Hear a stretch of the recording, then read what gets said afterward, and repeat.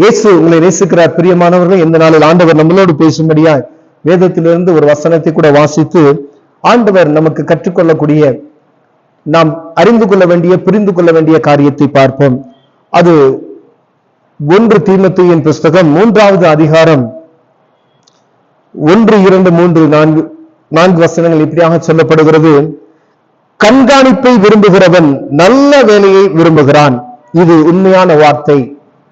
ஆகையால் கண்காணியானவன் குற்றச்சாட்டப்படாதவனும், ஒரே மனைவியை உடையவனும், ஒரே மனைவியை உடைய புருஷனும், ஜாக்கிரதை உள்ளவனும், தெளிந்த புத்தியுள்ளவனும், யோக்கியதை உள்ளவனும், அந்நியரை உபசரிக்கிறவனும், போதக சன்மார்த்தனுமாய் இருக்க வேண்டும். அவன் மதுபான பிரியனும், அடிக்கிறவனும், இழிவான ஆதாயத்தை இச்சிக்கிறவனுமாய் இராமல், பொறுமையுள்ளவனும், சண்டை பண்ணாதவனும், பண ஆசை இல்லாதவனுமாய் இருந்து தன் சொந்த குடும்பத்தை நன்றாய் நடக்கிறவனும், தன் பிள்ளைகளை சகல நல்லொழுக்கமுள்ளவர்களாய் கீழ்ப்படிய பண்ணவர்களுமாய் இருக்க வேண்டும். அப்படி என்று வேதம் சொல்லுகிறது. பிரியமானவர்களே, ஆண்டவர் சொல்லுகிறார், இந்த வேதத்தில் சொல்லப்படுகிற வார்த்தைகள், கண்காணியாய் இருக்க விரும்புகிறவன். கண்காணியானவனா ஒரு இடத்துல தலைமைத்துவத்தில் இருக்க விரும்புகிறவன், ஒரு சபையில தலைமைத்துவத்தில் இருக்கக்கூடியவன், ஒரு ஒரு ஒரு வேலை ஸ்தலத்துல தலைமைத்துவத்தில் இருக்கக்கூடியவன், ஒரு நாட்டை ஆளக்கூடியவன், ஒரு பகுதியை ஆளக்கூடிய ஒரு கவுன்சிலா இருக்கலாம், அந்த ஒரு அதுக்குள்ள இருக்கக்கூடிய ஒரு டிபார்ட்மெண்டா இருக்கலாம், நிறைய மாவட்டங்கள் இருக்கிறது. இந்த மாதிரியான காரியங்களுக்கு ஆண்டவருடைய பிள்ளைகளுக்கு ஆண்டவர் கொடுக்கிற அவருடைய ஆலோசனையை பாருங்க. கண்காணியா நீ இருக்கணும்னு சொன்னா, நீ அரசியல் இருக்கணும்னு சொன்னா, நீ சபையில ஒரு மூப்பனா இருக்கணும் நீ நினைக்கிறனா, நீ சபையில ஒரு தலைமையில இருக்கணும் நீ நினைச்சனா, இல்ல ஒரு வேலை ஸ்தலத்துல நீ உயர்ந்தவனா இருக்கணும் நீ நினைச்சனா, நீ பெரிய ஒரு அதிகாரியை மாறணும் நீ நினைச்சனா, அநேக பேர் உனக்கு கீழ்ப்படிந்து இருக்கணும் அப்படி நீ நினைச்சனா, ஆண்டவர் சொல்லுகிறார் பாருங்க. ஆகையால் கண்காணியாவும் குற்றச்சாட்டப்படாதவனும், அவன் எந்த ஒரு குற்றமும் அவன் மேல இருக்கக்கூடாது அப்படின்னு சொல்றார். அப்ப குற்றமே அவன் மேல சாற்றாதவனா அவன் எப்படி இருக்கணும்னு பாத்துக்கங்க. அப்ப ஒரே மனைவியை உடைய புருஷனும், ஒரே மனைவியுடைய புருஷனுமா இருக்கணும். ஜாக்கிரதை உள்ளவனும், எல்லா காரியத்தையும் ஜாக்கிரதையா நடக்கக்கூடிய, எந்த ஒரு காரியம் சிறிய காரியமா இருந்தாலும் சரி, அது பெரிய காரியமா இருந்தாலும் சரி, அதை கண்காணித்து அதை சரிவர அதை ஜாக்கிரதையை செய்யக்கூடியவனாய் இருக்கும்படியாய் ஆண்டவர் சொல்லுகிறார். தெளிந்த புத்தி உள்ளவனும், தெரிந்த புத்தி இருக்கணும். இதை செய்யலாமா, இதை செய்யக்கூடாதா, ஒருத்தர் காரியத்தை சொல்றாங்க அப்படின்னா அதை கிளாரிட்டி பண்ணக்கூடிய ஒரு ஞானமுள்ளவனா இருக்கணும்னு சொல்றாரு பாருங்க. யோக்கியதை உள்ளவனுமா இருக்கணுமா. யோக்கியமானவன் சொல்லுவாங்க பாத்தீங்களா, அவங்க யோக்கியமானவங்க, எந்த ஒரு காரியமும் தப்பா செய்ய மாட்டாங்க, அந்த மாதிரி ஒரு காரியம் உள்ளவனா இருக்கணும்.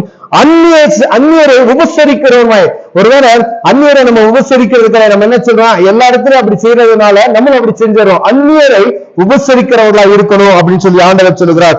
போதக சன்மார்த்தனமாய், அதாவது நீ வேதத்தை அறிந்து வேதத்தை மற்றவருக்கு சொல்லத்தக்கதான சுவிசேஷமாய் நீ இருக்கணும். போதக சன்மார்த்தமாய், இந்த வேதத்தினுடைய ரகசியங்களை நீ அறிந்திருந்தாதான் மற்றவருக்கு சொல்ல முடியும். நல் வார்த்தைகளை, ஆண்டவர் கொடுக்கக்கூடிய கட்டளைகளை நீ அறிந்திருந்தால் போதக சன்மார்க்கனமாய் மாற முடியும். பிரியமானவர்களே, அவன் மதுபான பிரியனாய் இருக்கக்கூடாதுன்னு சொல்றாரு பாருங்க. அடிக்கிறவனாயும், மற்றவங்களை அடிக்கிறவனாய், குடும்பத்துல பிள்ளைகள் அடிக்கிறது, மனைவி அடிக்க, அப்படிப்பட்டவனா இருக்கக்கூடாது. இழிவான ஆதாயத்தை இச்சிக்கிறவனாய், இழிவான ஆதாயத்தை இச்சிக்கிறவங்களா இருக்கக்கூடாதுன்னு சொல்றாரு.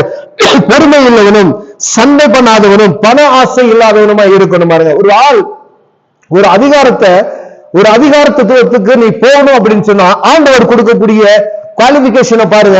இதெல்லாம் இருந்தாதான் நீ அதிகாரத்துல இருக்கணும். ஒரே சபையில இருக்கிறோம், தலைமைத்துவத்துல இருக்கிறோம், இதெல்லாம் நம்ம கிட்ட இருக்கான்னு சொல்லி முதல்ல நம்ம பார்க்கணும். நம்ம குடும்பத்துல, ஒரு வேலை ஸ்தலத்துல, ஒரு வியாபார ஸ்தலத்துல, ஒரு அரசியல்ல நம்ம இருக்கிறோம்னா இதெல்லாம் ஒழுங்கா நம்ம செய்யறோமா அப்படின்னு சொன்னாதான் கர்த்தருடைய பிள்ளைகள் உங்க இப்படிப்பட்டதான காரியத்துல நீங்கள் இருக்கும் பொழுது நீங்க அரசியல இருந்தாலும் சரி, நீங்க உங்க ஒரு ஆபீஸ்ல ஒர்க் பண்ணிருந்தாலும் சரி, நீங்க எந்த இடத்துக்கு போனாங்க, வெளிநாட்டுக்கே போனாலும் சரி, இந்த குவாலிபிகேஷன் தான் உங்கள்கிட்ட இருக்குமே. ஆனால் தேவ சமூகத்தை நோக்கி நீங்க ஜெபம் செய்யும் பொழுது ஆண்டவர் உங்களை கண்காணியாகவும் அந்த தேசத்துக்கு அதிபதியாகவும் மாற்ற வல்லமையுள்ளவராக இருக்கிறாரு. அன்பானவர்களே, ஒருவேளை இந்த காரியத்தை வாழ்க்கையில நான் அபியாசப்படுத்தணும் சொன்னா, இந்த காரியத்தை ஆண்டவர் சமூகத்துல என் பாவங்களை அறிக்கை செய்து எல்லா காரியத்தை விட்டுவிட்டு புதிய மனுஷனாய் ஜீவனம் பண்ணி இப்படிப்பட்டதான காரியத்தை என் வாழ்க்கையில் நான் அபியாசப்படுத்தும் பொழுது மாத்திரமே ஆண்டவர் அப்படிப்பட்ட தகுதியான நிலைமைக்கு கடந்து செல்வார். ஒருவன் நான் எப்படி வேணாலும் இருக்குவேன், நான் ரவுடித்தனம் பண்ணுவேன், எனக்கு ஆள் இருக்கு, எனக்கு பணம் இருக்கு அப்படின்னு சொல்லி ஆண்டவர் தூக்கி எறிஞ்சார் ஒரு நாள். அது ஒரு குறிப்பிட்ட காலமா இருக்கும் பாருங்க.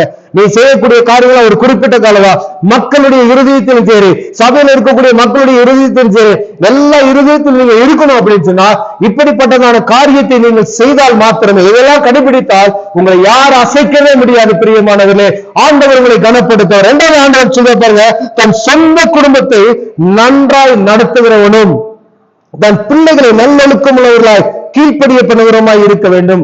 பாருங்க, நம்ம பிள்ளைகளை முதல்ல நல்லா நடத்தணும், நம்ம குடும்பத்தை சரியா நல்லா ஒழுக்கமா நேர்த்தியாய் கிரமமாய் நம்ம நடக்க கத்துக்கணும். பாருங்க, நம்ம குடும்பத்துக்கு எது தேவை எது தேவையில்லாத அதை கண்டிக்கணும். ஒருவேளை பிள்ளை அதை செஞ்சு அதை கண்டிக்கிறதுக்கு நமக்கு நமக்கு அந்த தகுதி இருக்கணும். பாத்துக்கோங்க, அப்படின்னா மாத்திரமே ஆண்டவர் இப்படிப்பட்ட பொறுப்பை நம்ம கிட்ட கொடுப்பேன்னு சொல்றாரு. பாருங்க, இப்ப எவ்வளவு ஜாக்கிரதையா ஒரு கண்காணியா இருக்குன்னு சொல்லி எல்லாருக்கும் ஆசை, என்ன அதிகாரி ஆகணும்னு சொல்லி எல்லாருக்கும் ஆசை, நான் பெரிய ஆளாகணும்னு சொல்லி எல்லாருக்கும் ஆசை.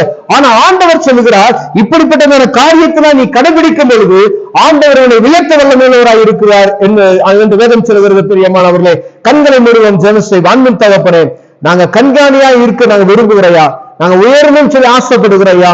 ஆண்டவரே, வேதத்தில் எங்களுக்கு சொன்ன இந்த ஆண்டவரே குவாலிபிகேஷன், இந்த ஒவ்வொரு காரியங்களும் எங்க வாழ்க்கையில இந்த நாளிலிருந்து அதை தகுதிப்படுத்துங்க. இந்த நாளிலிருந்து அதை நாங்கள் செயல்முறைக்கு கொண்டு வருவதற்கு என் தேவன் எங்கள் ஞானத்தையும் கிருபையும் பலனையும் தருவதை நாங்கள் ஜெபிக்கிறோம். இயேசுவின் நாமத்தில் பிதாவே, ஆமென்.